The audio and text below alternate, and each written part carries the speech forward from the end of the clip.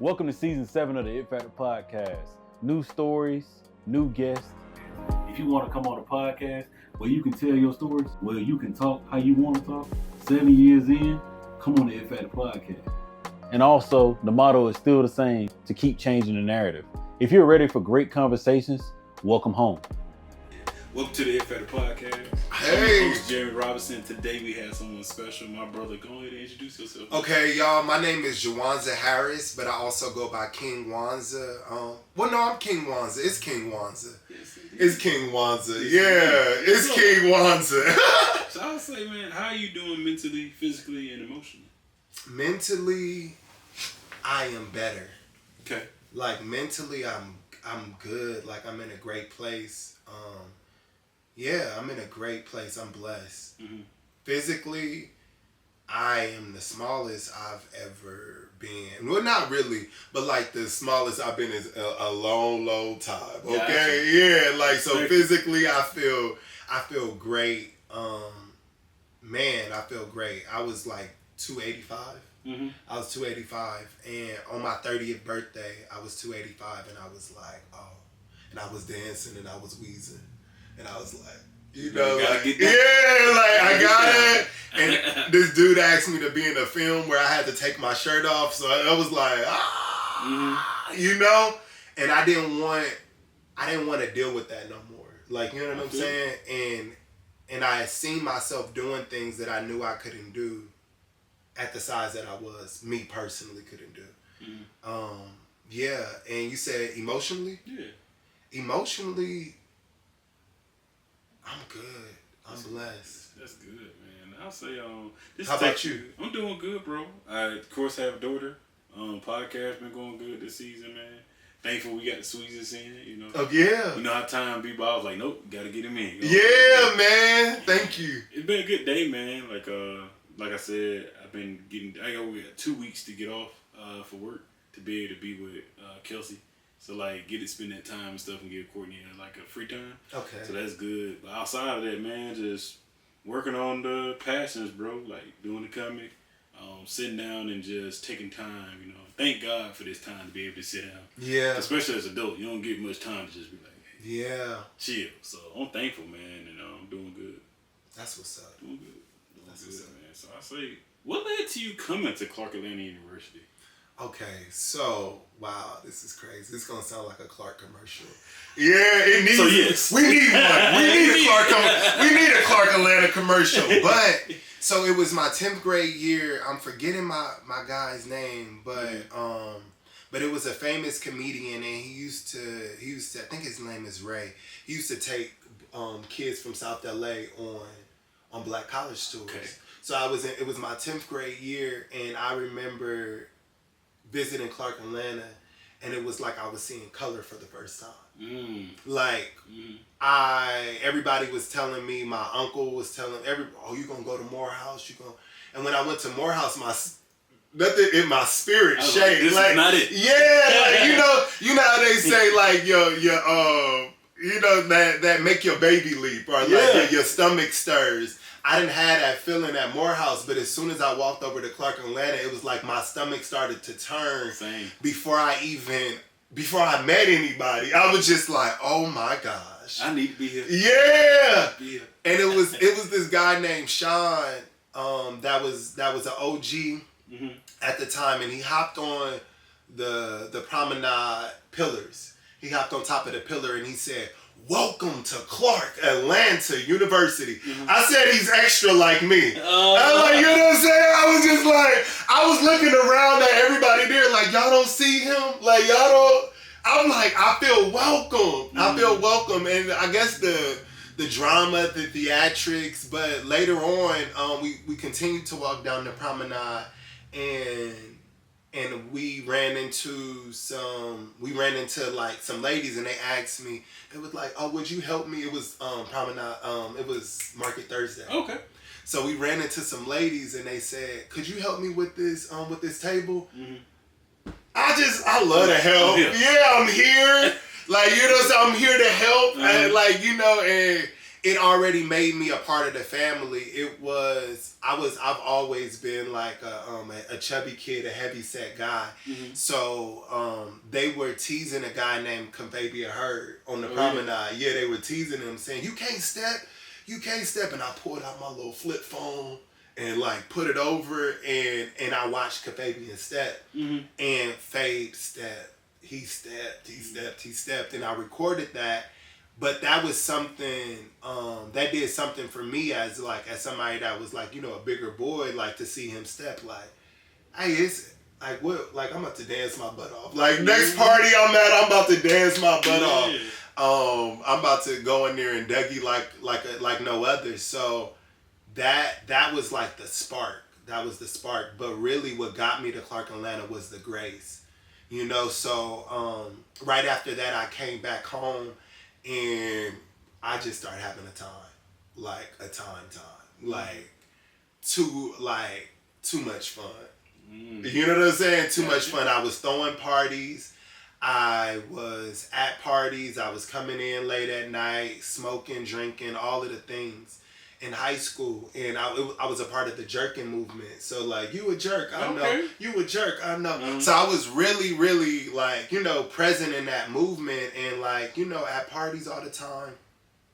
And so I kind of just lost my way in a sense. And come to senior year, I got a 2.3. You get what I'm saying? Yeah. So they had the HBCU college tour going on. I mean, not the HBCU college tour, it's the expo, the Black Expo. Mm-hmm.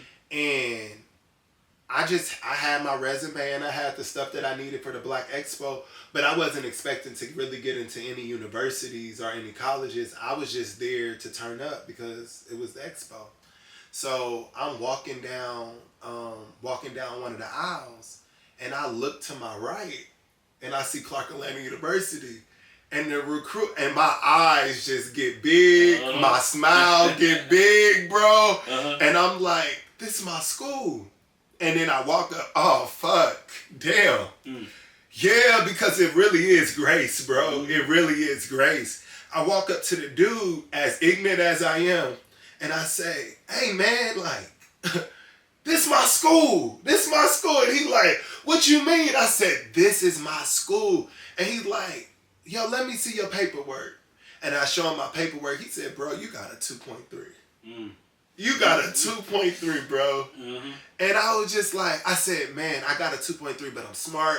I just been outside doing doing my own thing, having fun and stuff like that. But I promise you, I will get a 3.0 this semester. And my last semester my last 2 semesters in high school, I got 3.8. You know what I'm saying? I just changed around because I had a goal. Mm-hmm. You know what I'm saying? And I think sometimes when you forget your goal or when you forget your mission, you show up poorly. True. So yeah, that's what happened with me, and then that's how I got to Clark Atlanta. Yeah. That's what's up, man. Yeah. That is a blessing. It is a blessing. God is good. I'm not gonna lie. That same type of thing happened to me, bro. I don't think I said it on camera with my 2 homies, man. Mm-hmm. We all went to college and finished, of course, but the crazy thing is we not went to college at all. We from here. We all played ball down in Fort Valley. And we thought okay, you play football, you gonna be fine, you do this, did school. School was good. Yeah. Different thing. Had good grades, all that stuff, but we had this test, bro. And you had to pass this high school graduation test. And I remember, I'm like, yeah, we're going to pass it, bro. You praying, we studying, doing everything, right? Didn't pass. But mind you, I had the same experience you had. When I didn't know I didn't pass yet. But my mom was like, yeah, you still going to school? We're going to do this. So I come up here. I have a ball, bro. See you at midday. I'm like, hell yeah, it's lit. But the next week it was like somebody had died. I went back. My counselor pulled me in her office, bro, in tears. Was like, yeah, you missed the graduation test by 1 point. I was like, but I have a 3 point, like this. So she like, I don't know what you gonna do. Bro, I tell you, I went home. I left school, bro. Mm-hmm. I ain't even check out, none of that. Yeah. I just walked out, bro. My brother-in-law came and got me. He got me halfway walking home. And I never remembered it. I remember this vividly. Bro, I sat in my room probably about 2-3 days. Just crying, all that. So my sister came in and was like, hey, you still going to school. Wow. We're going to figure this out. Wow. I came back up here. Ooh. My cousin is alumni of Clark, so he get on the phone call. He called people. He called my mentor that went to Clark. So I knew so many people that were already graduates of Clark, bro. I didn't even know how it was gonna happen. But bro, why that next week? I think I had to come for something, and I sent my stuff, everything like that. Everything still was good. I've been accepted, got scholarships, all this stuff. Jawanza, like I'm like ready, bro. You said, but yeah, then not gonna walk with my graduating class. So wow. I got on the phone, bro. Marcus Kendrick, bro. Never forget. Marcus Kendrick. I thought I seen him today. Always be my mentor. Will forever be my mentor. Yeah, mine too. I'm gonna tell you why. I went on campus, bro. I met him, shook his hand, and everything like that. My cousin like, yeah, this is my bro, but he gonna help you. Got together, talking and everything. He like, yeah, you had this GPA, that's what matters. He's like, all the rest of that don't matter. You admitted everything like that. All we gotta do is see all the money work out. He's like, but you gotta get your diploma by, I think, like October, November, or something like that. So I'm like, all right, cool. But I'm still gonna be able to go to college. So I don't say nothing to nobody, bro. Like I go back to school, don't say to nothing to nobody. But like I think I went to something else at Clark, bro. And one of my, like, everybody was hitting me up, bro. Like, that's when IG just was, like, getting big. Yeah. And everybody was hitting me up, was like, bro, how you going to Clark? How you doing this? I'm like, God. That's all I kept saying. God. And, bro, I was there. Favor. Yep. Favor. Literally. It's not, yeah. It's not got fair. my diploma in November. That part. That part. Then I yeah. took the test. We actually made it to where nobody ever had to take that test again. Wow. I don't know what my folks did, bro, but it was God, bro. Yeah. That's all my mom kept saying. Hey, God. You're good. Yeah. So once all that happened, bro, I got to Clark. And just to see where I am now, I had to tell that, bro, because it's just like, I feel the same way. I like, bro, it's a Methodist school. I'm going to school, bro. Yeah. I gotta go. And you're right. It's a Methodist school. And Clark, I don't care how many times somebody try to shoot down HBCUs and Clark in general. I don't care how much it is. I would still pay the same amount a day for the experience I got and the people I got to meet. But most of all, the way I got to feel. Yeah, the man. whole time I was there, man. There's nothing like CAU. Nothing like it. There's no place. I've been to the other places. Yeah. And I've been to a lot of other schools. I've been to a lot of other schools, and I said, or I met a lot of people from other schools, and I'm just like, oh, you are not CAU. This ain't it. You ain't coded. You ain't coded with that CAU. So I mean, yeah, like literally, it's nothing like it because I feel like it's a place that says evolve. Yes. Like it's not a place that wants to change you or a place that wants to make you conform to a certain identity. Mm-hmm. It's a place that tells you to truly be yourself and evolve. That's what it was for me. Same. You know, in a lot of places you go, they don't do that. Mm-hmm. They want you to be the carbon copy. They want you the standard is the standard. They want to print you out like the rest of them. And what CAU taught me was you can be anybody that you want to be in this world. And if there's not a way, you can make one. Yeah. That's the greatest motto ever. Yeah. So I say, what is your it factor? Why do you do what you do? Man. God, bro. Mm-hmm. I wouldn't even, because I want to say, like, because I wanted to quit. Mm-hmm. You know, like I be wanting to, like I can care less. Like I really can care less about so many things. But when you get a song in the middle of the night, when you feel called to something, when you sitting up at the mall writing, nobody know what you writing, but a girl walk up to you and just be like, hey, you got to keep going. I don't know what you working on, but I just feel led to tell you got to keep going. So like those are the type of situations that I go through. Like, you know what I'm saying? That I'll be like, oh, this is way bigger than me. Let me not stop. And you know what also keeps me going is the people around me that have supported me thus far. Because I think that so often we get caught up in being seen, or we get caught up in who's not there, that we don't show love to the people that actually see us and show love to us. So I felt like it was a disservice to the people who've been showing up to my shows. It's a disservice to the people who've supported me since day one for me to stop just because the world hasn't seen me yet or the world don't know who I am. Like, you get what I'm saying? It's just like somebody, like, people have hit me up and said, your music has helped me walk. Your music has helped me not, like, you know, with suicidal thoughts. Your music has helped me get through a divorce. So, like, that's why I do it, because it's just like, I don't care if it's that one person in Texas that's playing that song 40 times in a day. That one person matters, and that means that I have something to say and that I have impact, you know? That's what matters. Impact matters. And that's what I learned. Like, when we started, I said, it's been 7 years, 7 seasons, all this. And one thing I have learned, man, is that it's about impacting people. I really live what I had been saying from the beginning. Yeah. At first, it's like a little shaky. I'm going to say it because it sounds good.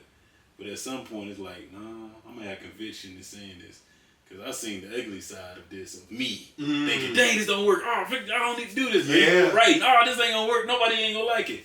But then it's that calm voice of, I made this. I did this for you to be able to go out and do this. So you think that it's not going to be successful?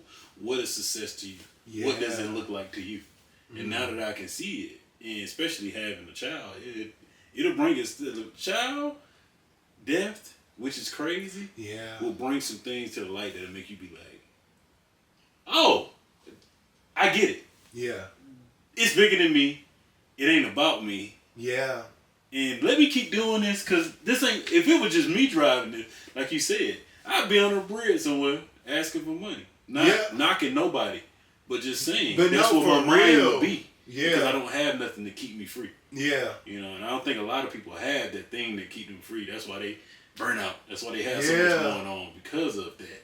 Because life is hard. Don't get me wrong. It is so hard, bro. Life is hard. That's just like when you asked about the grief question.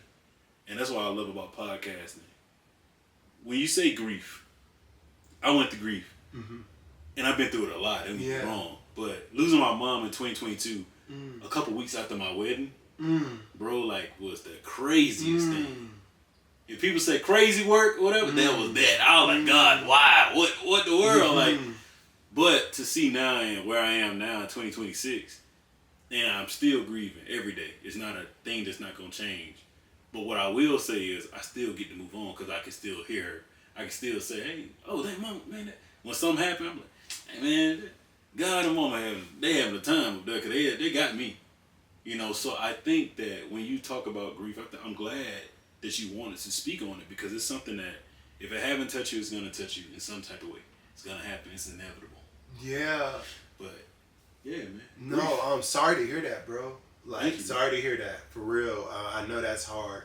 I lost my dad in 2019. Sorry about that. Thank you, bro. Thank you. And then right after my dad died, my dog died. It was this thing. And then right after my dog died, the pandemic happened, and then so many people of mine, like, you know, were dropping like flies.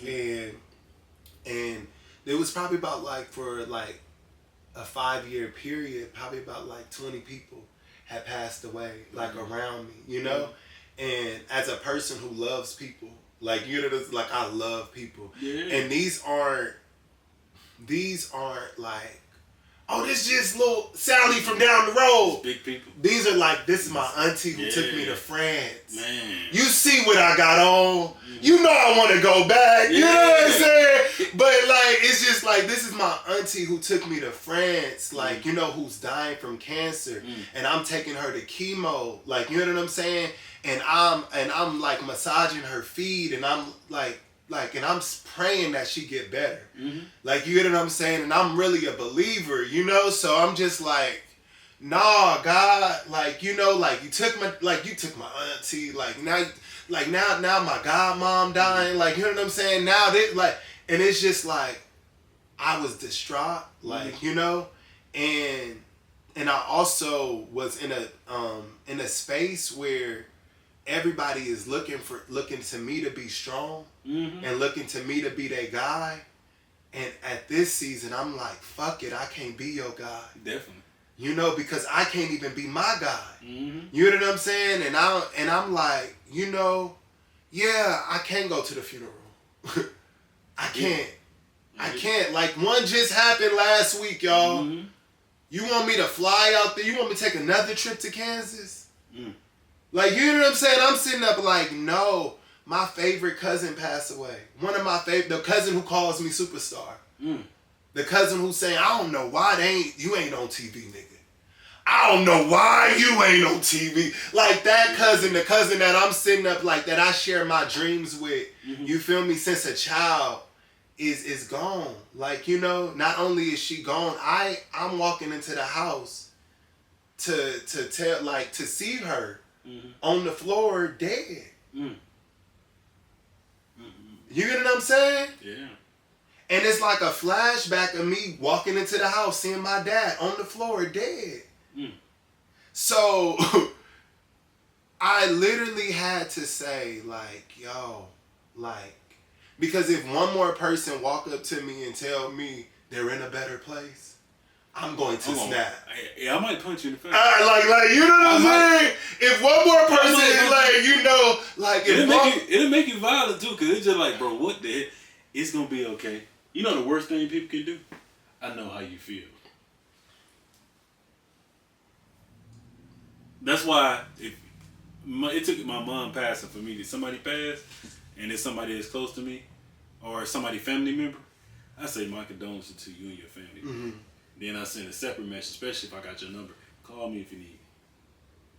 My advice is, you're not crazy. Yeah, you're not. That was the best advice that I heard when my dad passed away, and it's the only advice that I pass on to people. Yeah. Is that you're not crazy. If you're crying in one moment, if you're laughing in the next moment, if in a moment you're just like, what the, like, you know, you angry. It's an emotional roller coaster. It is. You know, and you're right. You're not crazy. Like, I literally, I went through every emotion, bro. Like, with my mom, normal work day.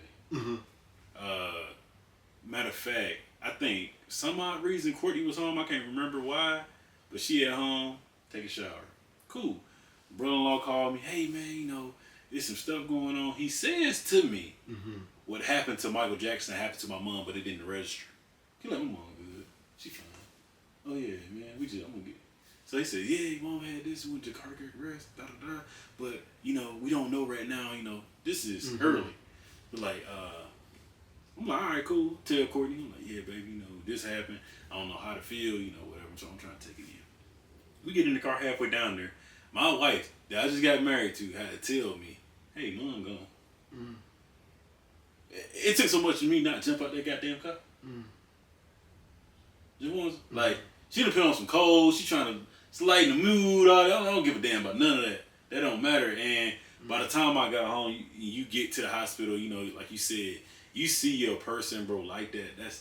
You like, dang, life really ain't. It's like a snap. Like a Thanos snap, like boom. Bro. Literally. And I really was like, it made me look at like life a lot differently. And like you said, me being a baby, this is the crazy part. My oldest siblings was looking at me like, yeah, you gotta go do estate plan. The dude literally looked at us and was like, y'all the youngest people I ever had to sit in here and talk to about burying him. I'm like, and I respect how y'all handling it. And we just like, bro, just do what you gotta do. We don't care about, we trying to get this, we trying to feel better. Yeah. You know, and that whole time what I will say is, if I didn't believe before, which I know I did, I sure started believing then because I had some questions. And I really could see the answers now. Like, oh, you gonna be fine. Yeah. That's why I set it up for you to know, have your white family and your family. You know, to have people that's gonna come in, that's gonna be able to talk to you and be there for you. You know, other things have happened. Like, I had got laid off that next year. Like, and I was like, dang, but I'm gonna be honest, bro, I didn't even feel away. I was like, bro, I lost my mama. I don't give a damn about that. Yeah. That's literally what happened. Oh, this happened. Like, it's so much stuff happened. And I was like, I think God has now rewarded me in it. Like, hey, I see what you're doing. You ain't. I'm still gonna shoot the podcast. Still gonna do this. I'm still gonna do what you blessed me to do. I don't do this for the likes of comments anymore. I do this because I love to do it because it's therapy, man. It's a pulpit and it keeps me sane. Yeah. My wife know it. My friends know it. The people that's very close to me know it. So that's why it's intentional. Even when we were saying earlier, reaching out to you, or when you said it last night, I could easily be like, nah, bro. No, this family. Oh, hell yeah, this nigga. Like, how you look out for me, I mean, how I look out for you, you look out for me by saying something back. Yeah. It ain't even on no, oh, you gotta like this, or bro, did you see my YouTube page? I'm not even at that no more. Yeah. That's childish to me. It's more, oh, you want to do a show? All right, bro. That's a blessing to me. Bro, like I was saying before we started, when there were days where I was like, yo, I wanna just give up on music, or I wanna give up on art, or give up on these things. You get what I'm saying? Just because you kind of like, what's the point? For what? Like when all of these people see it, yeah, it don't even goddamn matter no more. But that was the shifting point for me, because my cousin, she called the one who called me superstar. 2 days before she passes away, she tells I'm introducing my mom. My mom is receiving an award in Kansas City, and I'm introducing her at this gala, right? And it's recorded, so everybody's watching it back home. So right after that, my cousin say, "Hey, you a bad speaking motherfucker. You a bad, hey, Jawanza. If I ever have a wedding or at my funeral, you better speak." And I felt like I got my marching orders. You get what I'm saying? So I was like, yo, when I go to her service, I'm going to show up like the superstar that I am. Like, you know what I'm saying? Like, I'm not about to hide or dim myself no more. Like, I'm going to show up like the superstar that I am. Because I knew I had been dimming myself, and I knew my light had been just for a while, just been being drugged by life. True. You know what I'm saying? It was just being drugged by life, and it was just feeling like it was getting dimmer and dimmer and dimmer and dimmer. So that moment I was like, no, I gotta shine bright for her. And so I put on the red pants, I put on the black crop blazer, I had on the Prada shades. People was like, what you got on? I'm just like, I'm a superstar. You know what I'm saying? And that's what I stepped into. But that's what led me to say yes to doing a residency.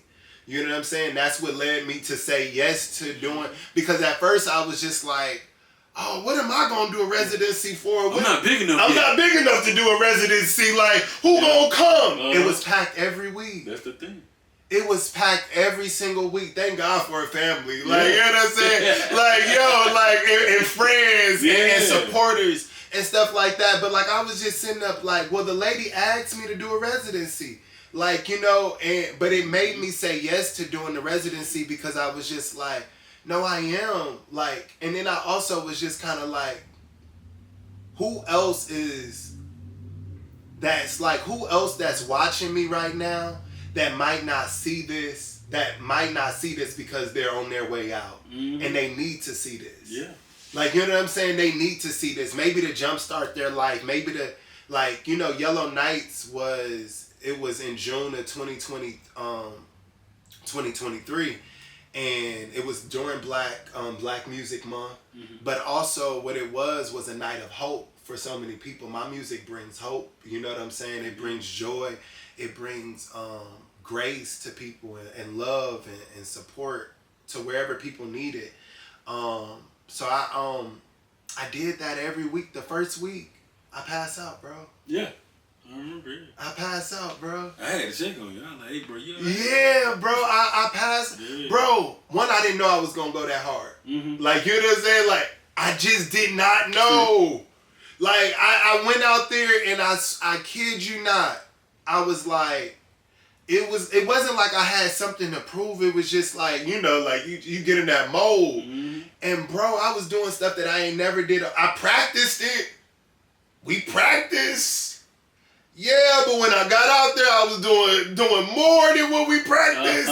And I just went into it, and I was at Groundlink studying. So I was just like, I kind of knew, but I didn't know all the gifts were going to align in one place at once like that. Ended up passing out that Friday, and not knowing why I passed out or whatever reason. But I could say when I got into my hospital room, there was a KW engraved on the windowsill that made me feel like, okay. And then every nurse that came in there was like, you just on vacation. You just on vacation. But I did that, bro. Yet at the same time, I was still grieving. Yep. You know, and in that process, I learned, because I was thinking like, God, do you want me to perform, man? Grieving. And the thing about it is, God cares more about our heart than he cares about what we do. Yeah. You know what I'm saying? Like, he cares more about our well-being. Like, regardless, like, yeah, you gonna have to do it. Yeah, you gonna have to do it anyway. You gonna have to, yeah. You gonna have to do it. But what I mean is that he's not concerned about works as much as he's concerned about who you are and your heart. You know what I'm saying? And your well-being. True. And I wasn't well, you know? But I was still getting bookings and getting shows and stuff like that. And I also knew when I performed that first night that there was a way that in which I wanted to perform that I wasn't having the liberty to get to yet. So I wanted to figure out what was wrong with me. Like, you know what I'm saying? So, yeah. And like at that time, I was sober. I wasn't smoking. I wasn't drinking. I wasn't doing all of those things and stuff like that. But life started to hit in a way, more deaths started happening. I said, oh, yeah, where that black and mild at? Like, yeah, no, where the blunt at? Like, you know what I'm saying? Where is this at? And I make, my music is called, like, I have a song called Relapse. You know what I'm saying? It's talking about me not wanting to smoke. Have another song called High Enough. It's talking about me not wanting to smoke, me not wanting to indulge in these things. But I started to get, like, more involved. I mean, I started to say, oh, you know what, God, listen, I'm going to get this blunt. Like, I'm gonna hit this blunt. I'm gonna smoke some weed. I'm gonna do what I want to do. And he let me have it. He let me have it, boy. He let me have it. He had ball. And no, he let me have it. I was gracefully broken. Let me say that. Yeah. Let me say, I was gracefully brought back. You know what I'm saying? Because it could have been way worse. It could have been way worse. It's a blessing that I'm on this podcast. Yeah, I'm glad you're here. Yeah, I'm glad I'm here too. Glad you're here. I say thank you for that though, bro. Cause like that lead me to my next question.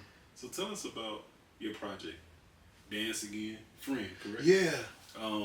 That comes out on March the 16th. Yeah. March the 16th. March the 16th. Yes. Dance Again, Friend. It's coming out, y'all. What do you hope people feel from this project? I love the name, by the way, too. Dance Again, Friend. Well, like, now that you kind of know what was going through, what led me out of that was dancing. You know, what led me, because I love to dance. I love to dance. Most times I'm dancing in my room, like, you know, going full out. But even in church, or like, I just love to dance, bro.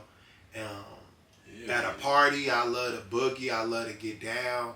I love dancing. But my dance was gone. You know? Got you. My dance was gone, you know? And I would try to move, but I just feel like it's not there. And I was laying up, and I had the song Dance Again, like I wrote it, you know, but I don't try to put out stuff that I'm not living, you know?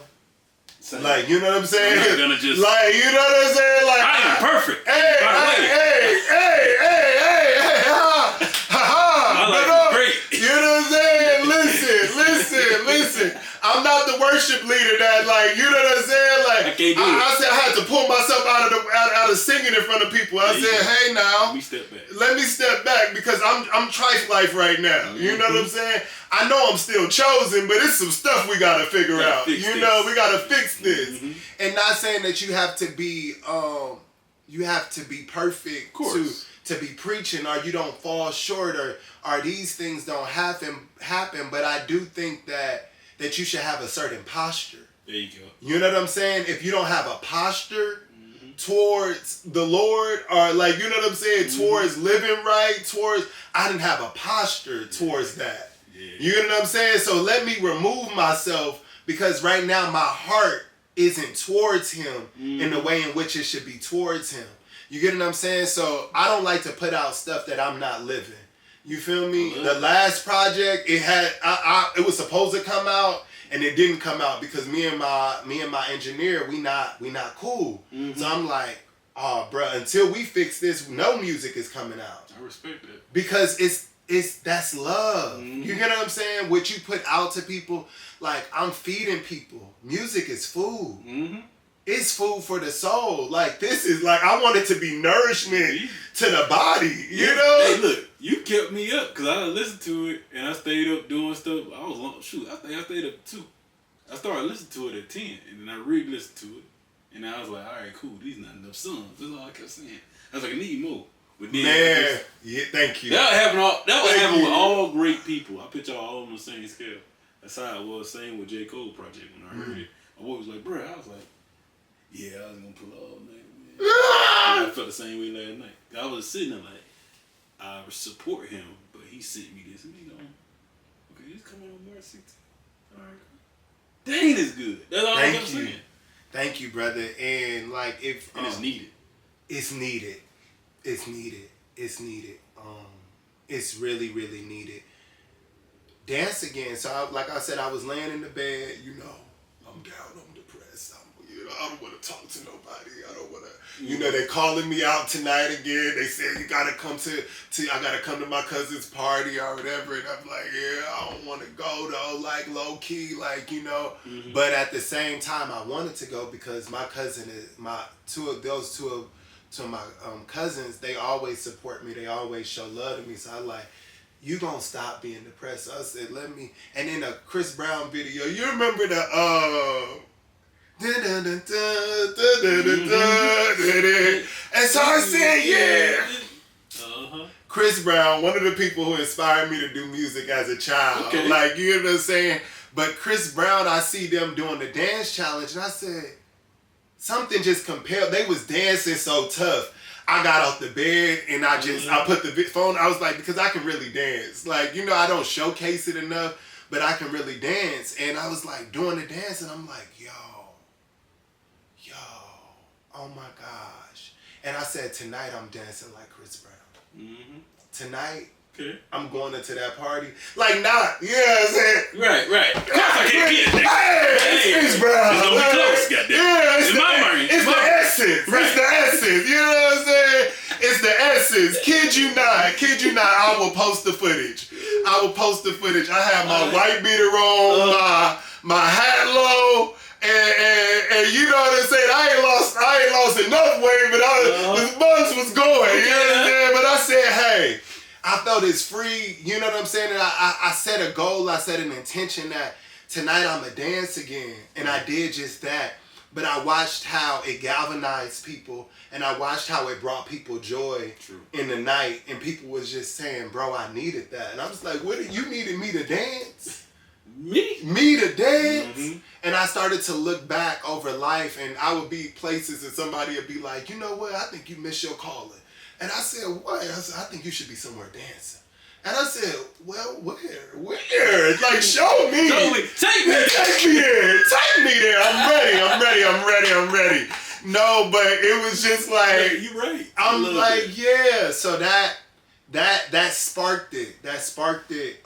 And me dancing again, and me deciding to live again, me deciding to get back on the court of life.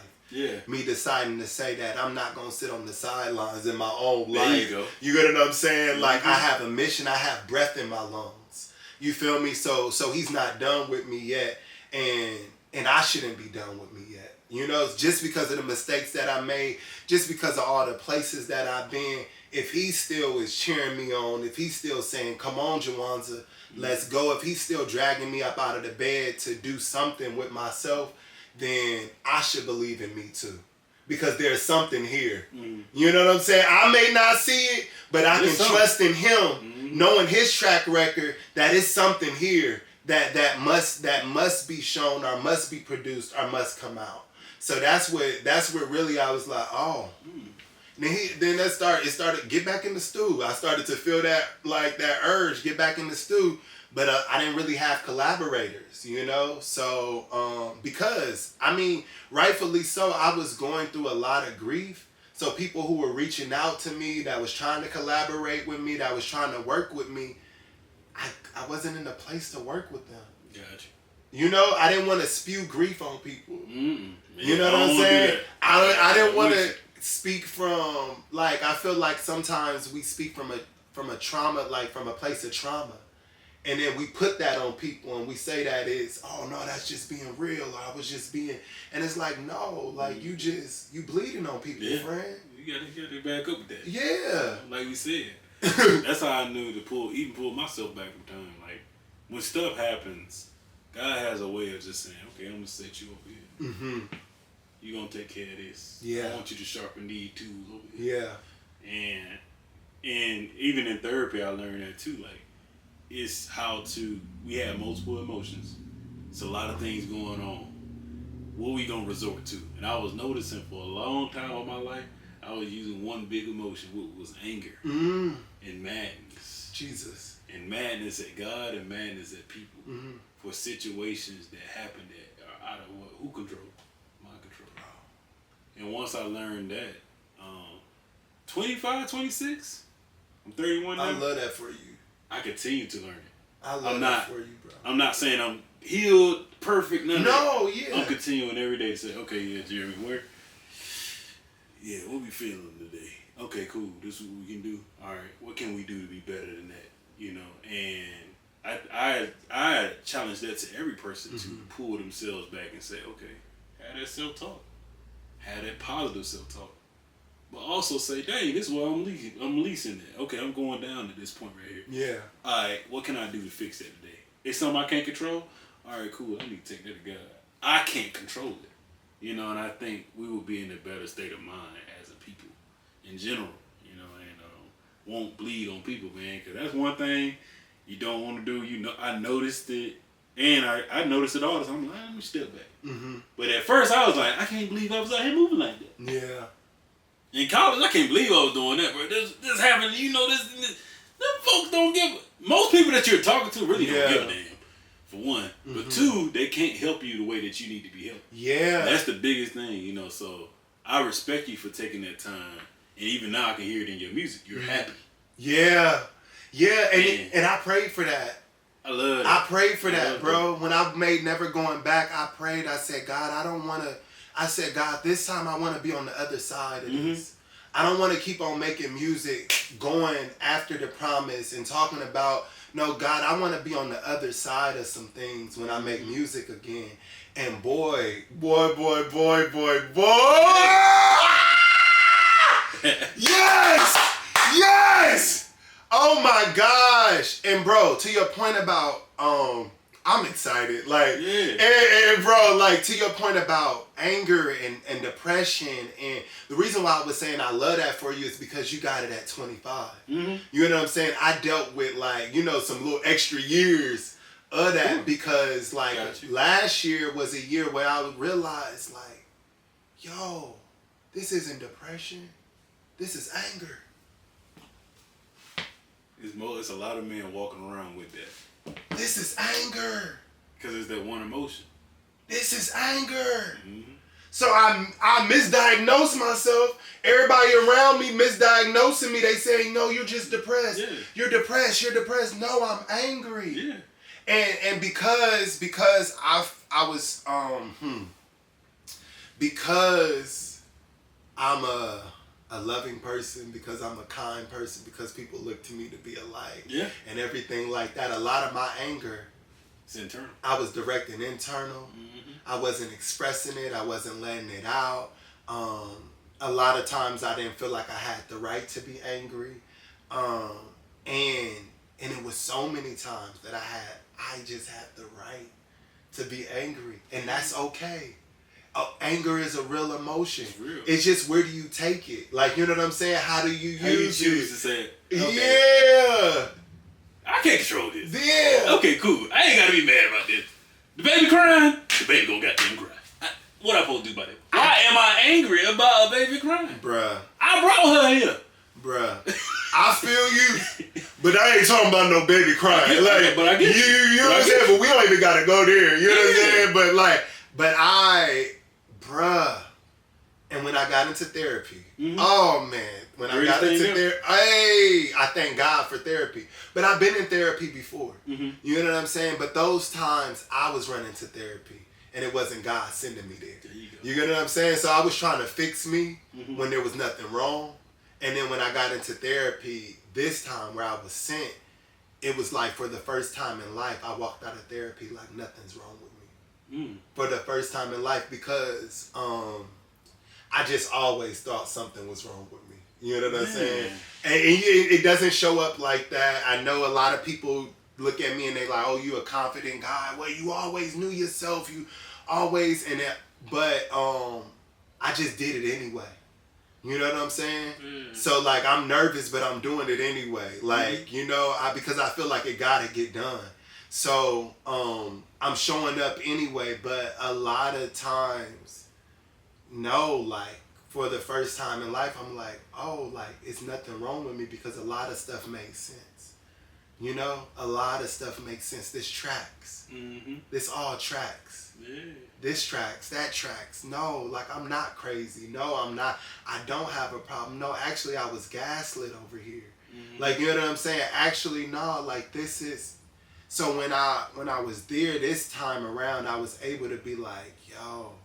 And not saying that I don't have a problem. Oh yeah, we all got problems. Yeah, we got problems. We got issues. We're human. Yeah, like I'm in therapy. Like it's not like I'm not taking accountability for the things that I've done to myself and the things that I've done to others. I'm in therapy taking deep accountability. You know what I'm saying? But I don't feel the shame nor the guilt anymore, and to stop me from moving forward. You know? I love that for you. Man. Oh, thank you, bro.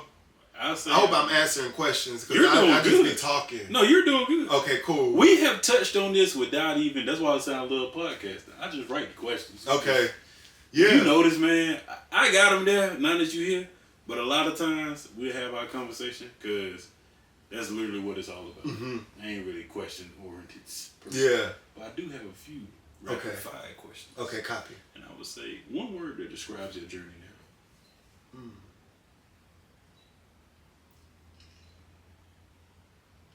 Dreams. That's one word. Okay. Yeah, that describes my journey now. Dreams. I love that, man. With an S. I love dreams. Dreams. I love that. I'll say. And you? No, you got it. Oh man, I say that because wow, there we go. Because we need to pay attention to the dreams that we have, not just the dreams that we have. Like in the world, but when we go to sleep, definitely. Like, you know, like if it wasn't for those dreams that I would get, or the dreams that others would get, because people would hit me up, and I'm also like, no, like, you know what I'm saying? Like I'm one of those people. Oh, you a prophet? You all know? Like, hey. Okay. Stay over there. Thank you. No, thank you. I have to be led. Like, you know what I'm saying? I have to know because I feel when you so loosey goosey and I'm like, hey, chill out, brother. Chill out, sister. But God chose some specific people to give dreams to that I knew didn't want nothing from me. Knew loved me. You know what I'm saying? Knew that, like, you know, like, yeah, like, knew that I can trust them, knew that, like, and not just on some, like, oh, I trust, no, like, I've examined their character. There you go. Up till now. I know they ain't perfect. Now, who is? They've been battle tested, though. Yeah. Hello? Battle tested. I like that. Wait, what is that? So, my line brother for you is this. Like, one thing I know, it's not all of them, but the ones that are super close, bro, we can get on the phone and we can talk about the most messed up thing happening and then laugh. And then say, hey, by the way, man, how your daughter doing? You need me to do this? Yeah. And then also, you write a comment. Yeah, so I was thinking, can I walk this by you real quick? Yeah. Oh, man, I got this going on, bro. Can you help me do this? And we have been through them college students that was broke It's cool too. We got a little money to somebody displays it, but we never treat anybody different, man. Those same 3 friends that I told you, we always add like, dang, it's just us, man. You know this? No, God placed us. It's just gonna go through things in life that we're gonna need to pull on each other. And guess what? We're not gonna be able to do. We're not gonna be able to talk every day though, bro. But what we do is when we do get together, folks gonna be looking like, man, y'all must just was together. Nah, man, we ain't been together in months. Wow. So that's battle tested. We're able to jump on the phone. We're able to say, I can say, hey man, you don't know, man, Jawanza went to so right here. But you even battle tested because I said you was a mentor. When I seen who you was, I seen your character. And it never changed. Anytime I seen you, even with social media, hey bro, yeah man, hey God bless, bro, I hope keep doing this. Those little things showing you, oh, these people, they for real. He don't even want nothing though. Cause you could have easily, go listen to my music. Go do, bro, please. No. You hit me up on a random day. Hey bro, by the way, I'm in Atlanta. Can I pull up on the podcast? Because what you doing? You showing homage. Battle testing. Yeah. A lot of people won't do that, bro. Oh, man. Normal people won't do that. Yeah. So how you expect it from people you don't know? Yeah. You know? Yeah. So dreams is the word that I would choose just because, man, so many people, like throughout these, it's so crazy because you can be literally at the bottom. You know what I'm saying? You can be at your lowest point and somebody say, hey, I had a dream you did this, you know? It was last night, bro, I had a dream and I know that it was only God that, I always ask, what did I have on? Like, that's my favorite. what was I listening to? Hold on, what was I wearing? What was doing? And people be so irritated, they be bad, I be like, baby, because that's my love language with God. We talk fashion. Yeah, okay. We talk fashion because he said he addressed us better than the lilies. You get what I'm saying? So he be telling me, don't worry about what you put on, Jawanza. I dress you. I'm in that. I'm in that. You seen how I dress Solomon. Dress me better than him. I'm in that. Like, because that's my, we don't just love things. You know? That's the thing, bro. I'll say I noticed that from writing the comic. And the funny thing I'll say real quick, because we're going to talk about it too. Because we got rapid too. Two more rapids. Yeah. But the funny thing is, while writing it, it's like, oh, he played football all this time. And I'm not finally noticing what it meant in my life. It was God showing me, hey, so that next kid can see, you can take this and use it as a tool. To tell your story. And writing can do something. Writing has done something for me that I never thought it would do. And it brings me so much peace. Like, I feel like I'm with my grandma that hand me books with $20 in the back. Like, if you read this, you know, you can go to college, you can do this, you can do this. You can write your own book someday. And to know now I ran my third, I'm paying homage to my grandma. You know, that's a blessing. Yeah. You know, to my mom coming to my first book event, to now her not being here, but still paying homage to her in my books. That's a blessing, man. So that's the cool thing about what we do as creatives. Yeah. And guess who blessed us to do it? God. The creator. God a part of all of that. Yeah. Ain't nobody else can do that. So like you said, the things we love, man, it's a reason behind it. They're not just things, it's a big reason. Like how we said with comics, it's a reason why we like it. It's a reason. Bro, I was sitting there when I'm working on my first comic, my first issue now, and when I was sitting there writing, I'm like, what the? But then I said, why not me? Yeah. Why not me? Why not me? Why not me? Why not me? I'm done asking those type of questions because it's just like, for what? For what? And it's gonna get to the crazy, beautiful thing about life and what we notice now. The older you get, it's gonna get to the people it's supposed to get to. Yeah. And they, bro, you wrote you a black dude that wrote a comic? Yeah. Wait a minute. What's it about? Oh, what? Oh, yeah. Let me get 10 copies of it. But my teacher, my high school teacher writes comics. He was writing comics when I was in high school. When I was in high school, he was writing comics, and we were like, oh my God, you wrote a comic. Cool, bet. But it was in my... Bro, so many times it was like, it's, you know, and people probably was like, why would you... But you do this though. No. So before we do close, I do got just 2 more questions. Okay, copy. I say for someone watching this right now, you know, this episode that's dealing with grief, are feeling that their dreams have been delayed, what's one message or messages would you want them to hear? I mean, we just pray. Yeah, let's just pray. God, I just ask for you to come into anybody's life right now that's dealing with grief, that's dealing with heartache, that's dealing with heartbreak, God. I pray, God, that they come to you, God, that they don't go to anyone else, God, that they don't go try to visit their ancestors, God, that they don't try to do any of those things, God. But I pray that they truly ask for you to be their comfort, because you are the comforter. That's what you are. You are a comforter, God. There is no feeling that we're going through that you don't know about, God. I'm thinking about when John the Baptist died, God, and you were hurt by it. So I'm just saying, God, in this moment, your people are hurt. There's so many things going on in the world right now. We're not just only grieving people, but we're grieving places and things and processes. God, we ask for you to be our way in the wilderness, God. We ask for you to be our way in this trouble right now. God, we ask for you to be our way out. In Jesus' name we pray. Amen. Amen. Thank you for that. No problem. Thank you for no that, problem. man. I'll say one other rapid fire question that I had to ask about CAU. I'm not answering these fast enough. They're No, not you rapid. good. I like it though. Okay. Damn rapid fire. Okay. I just named it that. Okay, copy. Yeah, because I'm sitting up like I'm doing this all wrong. No, 10-second timer. One lesson CAU taught you. Oh man.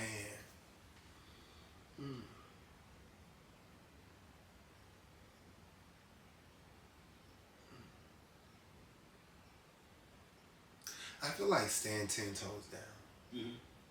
Like standing 10 toes down.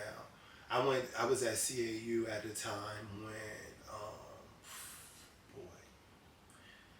boy, because it just hasn't stopped. Like, you know what I'm saying? Like, we got Trayvon Martin. Like, I don't want to go there, but I mean, I have to go there because, like, you know, too many names. Too many names, you know what I'm saying? But while I was there was too many names. And we were marching on behalf of Trayvon Martin. We were marching on behalf of the guy that was getting the electric chair. We we were marching. I mean, the death penalty, we were just marching on the behalf of so many people, but not on because a lot of people were talking about what they wanted to do, but we were really about it at the time. And I think even now, I'm starting to feel that come back around. Like, hey, like we have to stand 10 toes down in the culture, in what's happening right now in the world.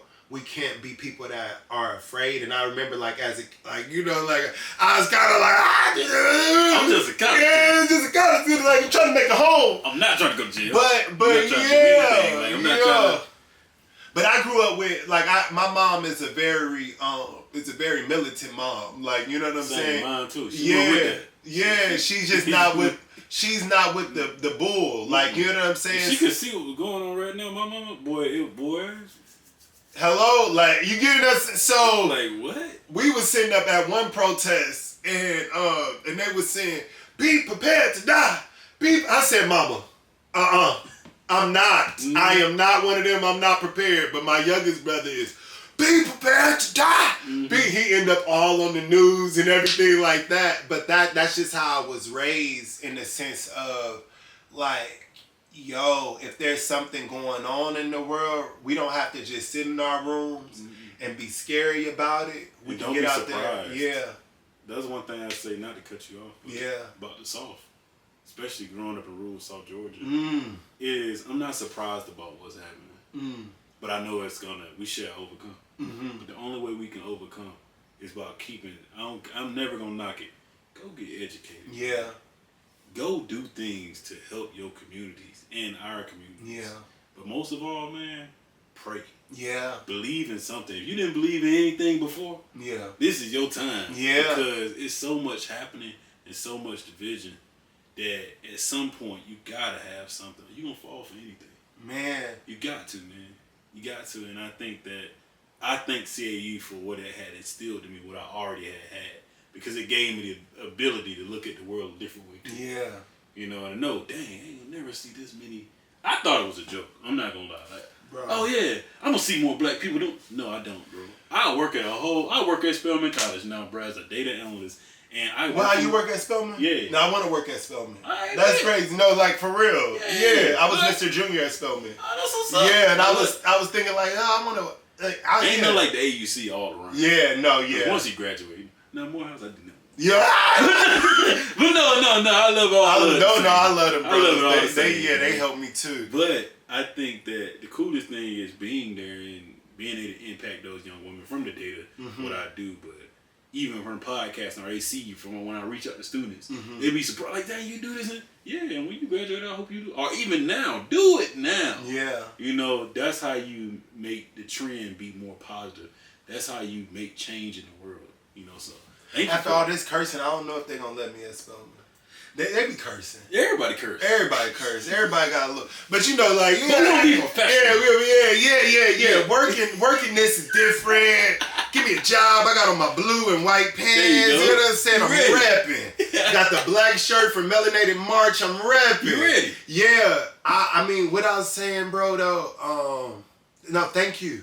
Yeah. Thank no you. problem. Thank you so much for having me.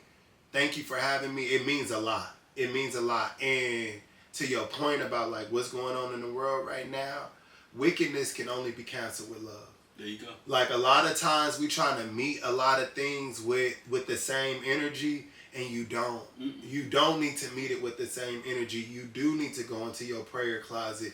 You do need to get strategy from God for this season, but you don't need to be afraid to move. You don't. I don't want anybody to be afraid to move for whatever reason, because there's been a lot of things built in uncomfortable circumstances. Yeah. Some of the best things. Some of the best things. Like, you know, there's been a lot of things built in uncomfortable circumstances. Can I say it right quick? Can I? Okay, copy. So, like, even like when you're thinking about Nehemiah had a hammer in one hand and a sword in another hand. So he was building and warring at the same time. Yes, and it's just like, in this season, we might have to build and fight at the same time. There you go. You know what I'm saying? So all of these distractions that's going on, you're going to have to fight them in prayer. You're going to have discernment. You're going to have to get your wisdom from God. But we are not about to be caught in our room scared.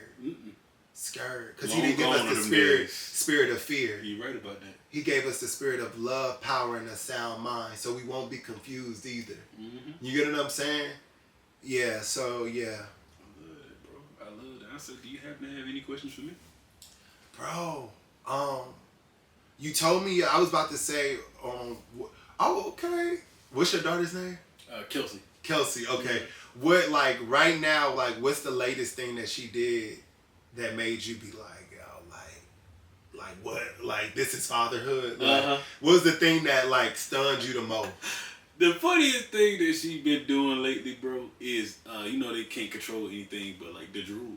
Oh, okay. I'm like, you really, what you got going on? Or that she can babble. That's the coolest thing. Because I'm like, when you gonna start talking? You know, lately? Yeah. And I try to do it with her, and I be like, God, this is crazy. Cause I remember me making all these noises as a teenager still. Like trying to baby talk, and the fact that I could kind of still do it with my voice, you know, the guy. Yeah. But I do it with her, and she be laughing. I be like, yeah, thank you, God. Wow. This is up. You know, and just that stare of like, yeah, people, the daughter gonna tell you that they can't see it, but me and Courtney be like, bro, she can see us, and she be happy that we are parents. So, if one thing I would say about being a father, man, and growing up without one, it's cool to see that. It ain't that bad, bro. Really, be there. Change a diaper, like be there, be in their life, man. And yes, it's gonna be times she gonna grow and stuff like that, but it's cool. The foundation, right? God is in the foundation. Yeah. You know, and me and my wife really pour a lot into her, even though it's been just 3 months. It's cool to see, like, yeah, I'm gonna be here. Yeah. All right, let me make sure I go work out. Or let me make sure I do this. Let me make sure I'm eating right. It's certain things that I'm like, let me make sure I do this so that I'm here. You know, and like, let me make sure, like, when me and my line brother was in the comic store, and he first pitched it to me months ago, was like, bro, bro, you should write bring sports and, superpowers together and da-da-da. I ain't never seen it done. I feel like you can do it. I'm like, all right, bro, I don't know. But when I talked to God about it, bro, I was the name. Okay, Nova. Mm-hmm. All right, then we're going to do this. And once it started coming, I was like, thank you, God, because I get to read this to my daughter. Wow. So now I'm reading Marvel to her, but it's going to be the coolest thing. Ain't going to be selling the book now. It's going to be, they're going to be good. Yeah. But the coolest thing going to be sitting there and being able to be like, yeah, this dad book.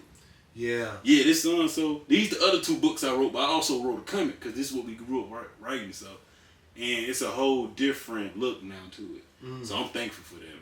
Thank you for asking. Yeah, no, man, fatherhood is, yeah. Yeah. It's a beautiful thing. Beautiful thing. Yeah. Indeed.